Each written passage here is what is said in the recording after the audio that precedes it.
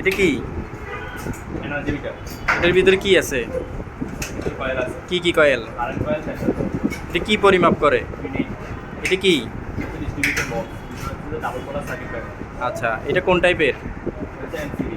এমসিবির meaning কি? Universal circuit breaker. এটা কত অ্যাম্পিয়ার? হচ্ছে 35 এমপিআর। 35-এর বেশি হলে কি হবে? তাছাড়া ভিজুয়ালি এটা কমান্ডার হয়ে যাওয়ার পরে পড়ে যাবে সার্কিট ব্রেকার। আচ্ছা, এটা হচ্ছে 11 ফিউজ। এর ভিতরে কি থাকে? ফিলামেন্ট থাকে। Fuse element. ফিউজ এলিমেন্ট কিসের তৈরি?